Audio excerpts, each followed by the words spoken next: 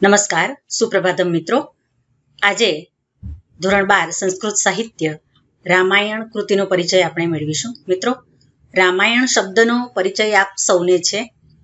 આખું ભારત વર્ષ આબાલ વૃદ્ધ જે રામાયણના પાત્રોથી પરિચિત છે, ત્યારે વધુ તો શું કહું, એક નાનકડો પ્રયત્ન કરીશ અને તમને આ નાનકડી કથા શીખવવાનો પ્રયત્ન કરીશ. મિત્રો, રમ્યા રામાયણની કથા એમ કહીને જેના ગુણગાન ગાવામાં આવ્યા છે, એ રામાયણની રચના મહર્ષિ વાલ્મીકીએ કરેલી.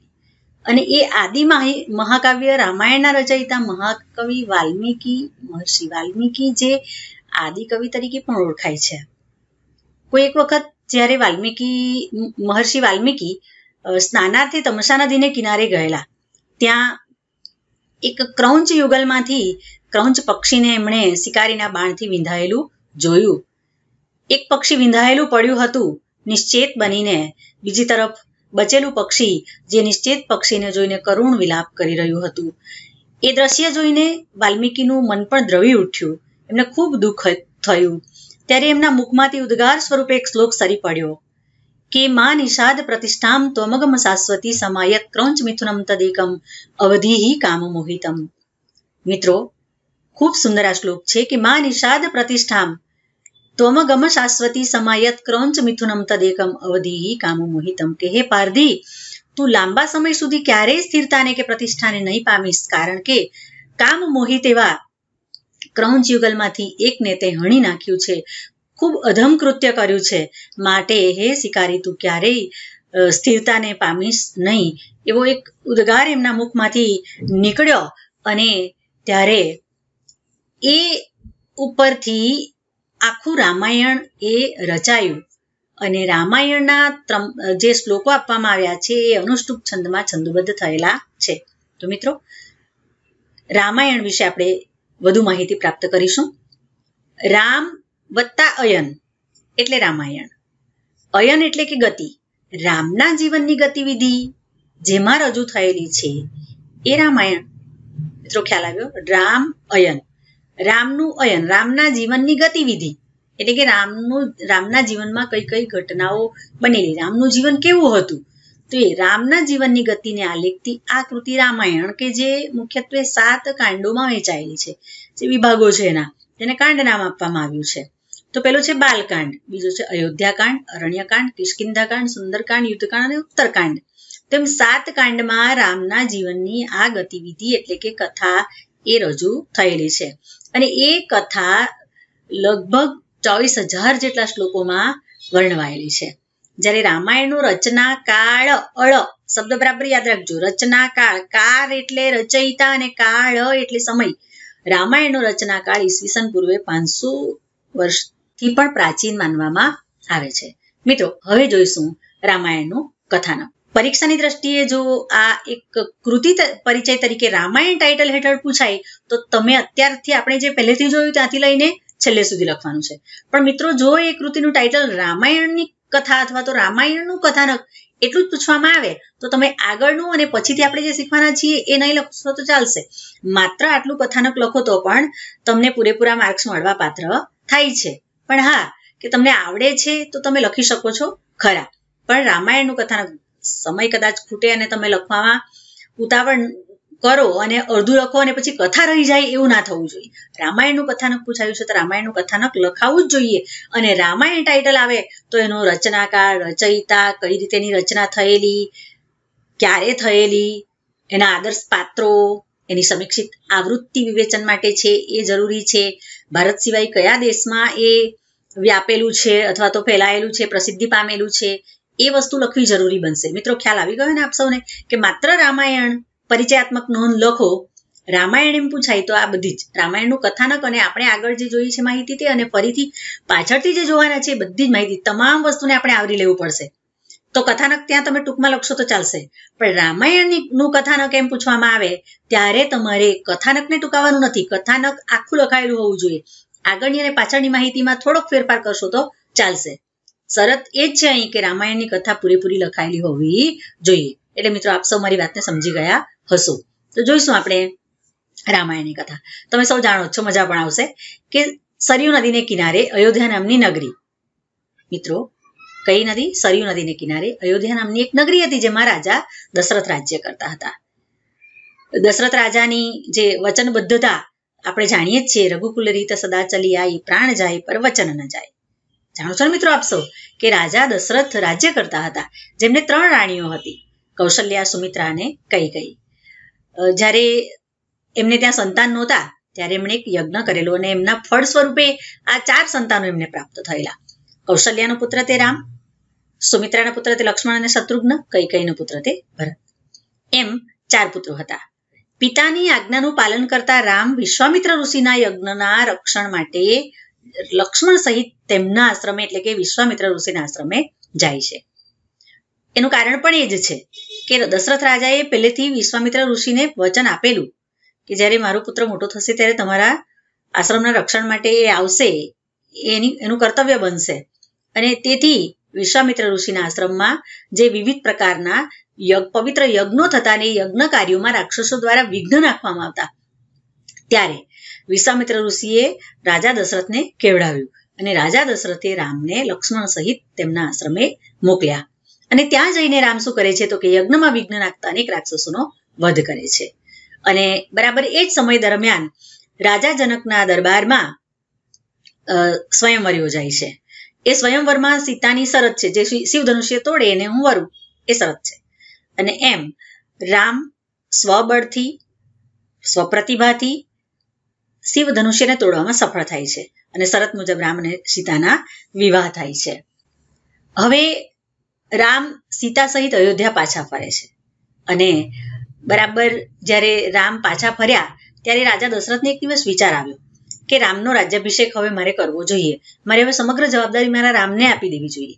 અને પછી તો એ વિચાર અનુસાર એમણે રાજ્યમાં રાજ્યાભિષેક થવાનો છે એવો ઢંઢેરો પીટાવ્યો અને તૈયારીઓ ચાલી રહી.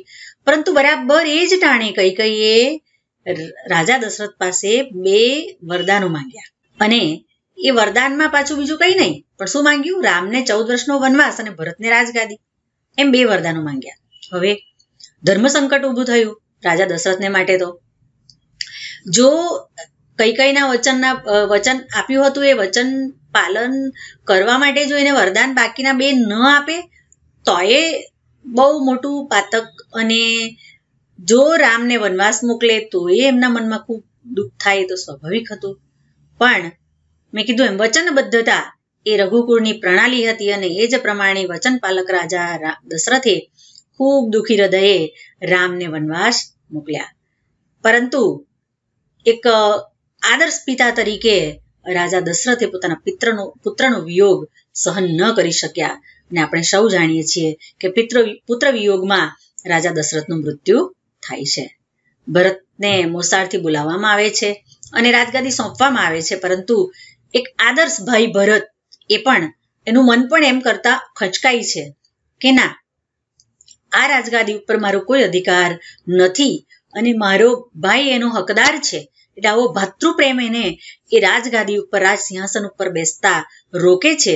પરંતુ છેલ્લે ધર્મ સંકટને પાર કરીને એક એવો નિર્ણય લે છે કે પોતાના મોટા ભાઈની જે ચરણ પાદુકાઓ છે એ ચરણ પાદુકાઓને રાજ્યાસન ઉપર રામવતી મૂકીને તેઓ રાજ્યનો વહીવટ સંભાળે છે. અને જ્યારે બીજી તરફ વનવાસ દરમિયાન રામે અનેક રાક્ષસોનો વધ કર્યો અને આ વનવાસ દરમિયાન એક દુઃખદ ઘટના એ બની કે લંકાનો રાજા રાવણ કપટ કરીને સીતાનું હરણ કરે છે અને તેને લંકામાં લઈને જાય છે. મિત્રો, આપણે સૌ જાણીએ છીએ અને કે કપટ કરીને રાવણે શું કરેલું? મારીચને મૃગ બનાવેલો અને એ મૃગની કંચુકી બનાવવાનું સીતાએ એક જીદ કરેલી, હઠ કરેલી, અને એ મૃગને મારીને સીતાની કંચુકી બનાવવાનું જે જીદ છે અથવા તો સીતાની ઈચ્છા છે પૂર્ણ થાય એ માટે રામ ધનુષ્ય લઈને એની પાછળ દોડેલા. અને આ તરફ રાવણ એ સીતા જ્યારે હતા એ ઝૂંપડી પાસે આવ્યા અને ભિક્ષાંદેહીનો સ્વર સંભળાયો. સીતા આતિથ્ય ધર્મને પૂર્ણ કરવા માટે એમને ભિક્ષા આપવા માટે આવી, પરંતુ એમણે શરત મૂકી કે લક્ષ્મણે જે બનાવેલી લક્ષ્મણ રેખા હતી એને ઓળંગીને એ આપે તો જ હું ભિક્ષાનો સ્વીકાર કરું. રાવણે કપટ કરીને સીતાનું અપહરણ કરે છે, તેને લંકામાં લઈ જાય છે. અને પછીથી ખૂબ દુઃખી થયેલા રામના સહાયક એવા 2 વાનર રાજો સુગ્રીવ અને હનુમાનજી જે રામની સહાય કરવા માટે કટિબદ્ધ થાય છે.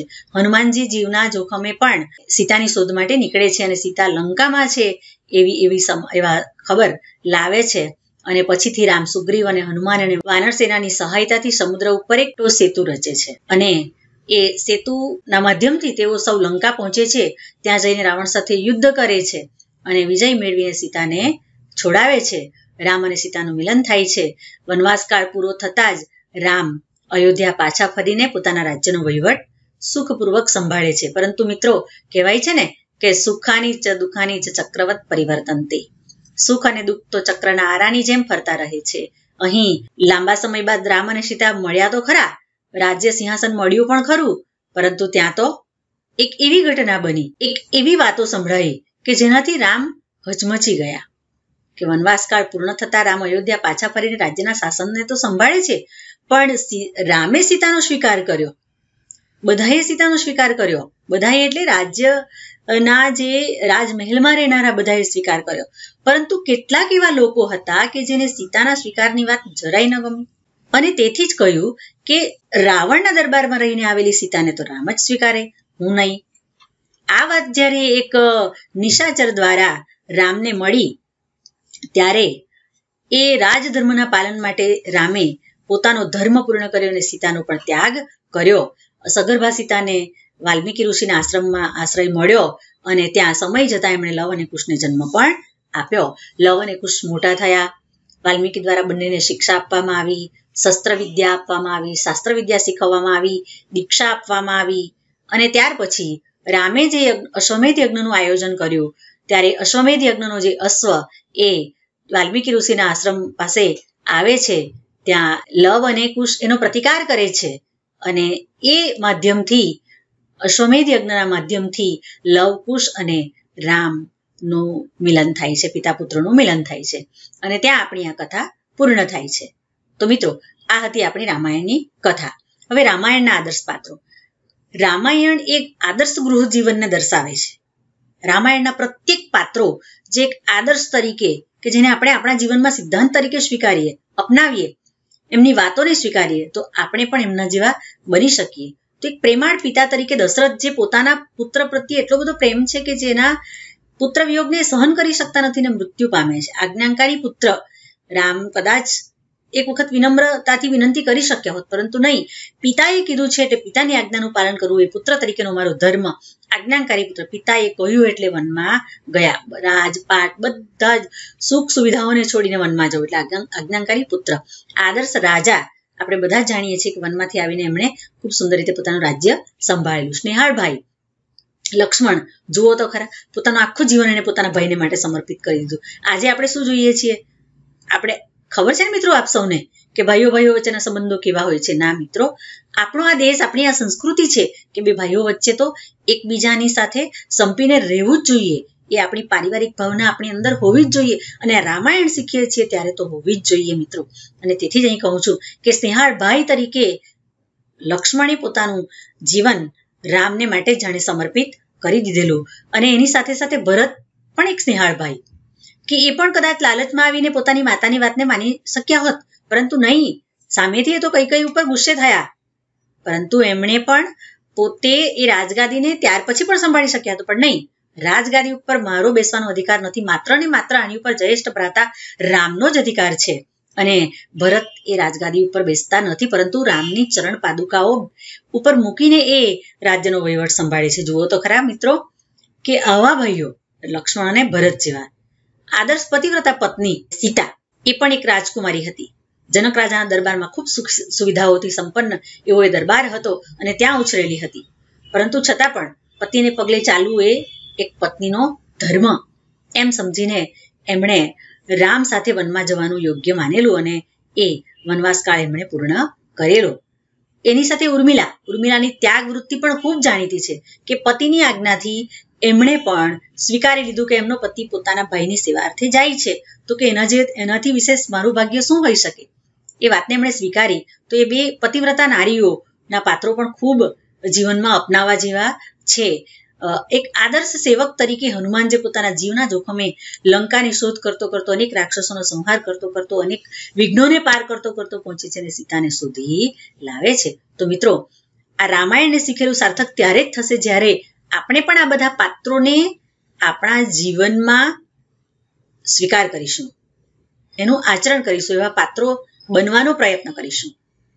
રામ જેવા, દશરથ જેવા, ભાઈ લક્ષ્મણ અને ભરત જેવા આ બધા જ સાચા સેવક તરીકે આપણે જ્યાં પણ આપણું કામ કરીએ તે નિષ્ઠાપૂર્વક કરીએ, એ પણ એક સાચા સેવક તરીકેનું કામ છે. પતિવ્રતા પત્ની તરીકેનો જે ધર્મ છે એ આપણે બધા જ સૌ આ પાત્રોને જીવનમાં સિદ્ધાંત તરીકે સ્વીકારીશું, ત્યારે જ આ રામાયણ આપણે શીખેલું એક સાચું શીખ્યા એવું કહેવાશે. તો મિત્રો, આપણે પ્રયત્ન કરીશું જ. હવે જોઈએ તો કે ભારત દેશમાં આ કથા ખૂબ જાણીતી છે. મિત્રો, ભારત દેશની જેટલી ભાષાઓ છે ને એ ભાષાઓની અંદર કોઈને કોઈ રીતે રામાયણની કથા સંકળાયેલી છે, રચાયેલી છે, અનુવાદ પામેલી છે. તો ભારત દેશમાં તો તમામ ભાષાઓમાં રામાયણની કથા જોવા મળે જ છે, પરંતુ ભારત સિવાય જાવા, સુમાત્રા, ઇન્ડોનેશિયા, શ્રીલંકા જેવા ટાપુઓ છે, એ દેશોમાં પણ આ કથા ખૂબ પ્રસિદ્ધિ પામેલી. તો આવો રામાયણ એક ભક્તિ ગ્રંથ છે જે આખા ભારત દેશને એક નીતિનો બોધ આપે છે, અને નીતિનો બોધ આપતું, નૈતિકતાનો બોધ આપતું એક વિરાટ રાષ્ટ્રકાવ્ય છે. અને એવી અનેક એની જે હસ્તલિખિત ગ્રંથો છે એના અભ્યાસને આધારે મહારાજા સયાજીરાવ યુનિવર્સિટી વડોદરામાં પ્રાચ્ય વિદ્યા મંદિર તરફથી જે એની સમીક્ષિત આવૃત્તિ રજૂ થઈ છે, જે સંશોધન અને વિવેચન માટે પ્રમાણભૂત માનવામાં આવે છે. તો મિત્રો, આશા રાખીશ કે આપ સૌને રામાયણ શીખવામાં મજા પડી હશે, અને કીધું છે એ પ્રમાણે કે રામાયણના જે પાત્રો છે એ તમામ પાત્રોને આપણે પણ આપણા જીવનમાં સિદ્ધાંત તરીકે સ્વીકારીશું. અસ્તુ.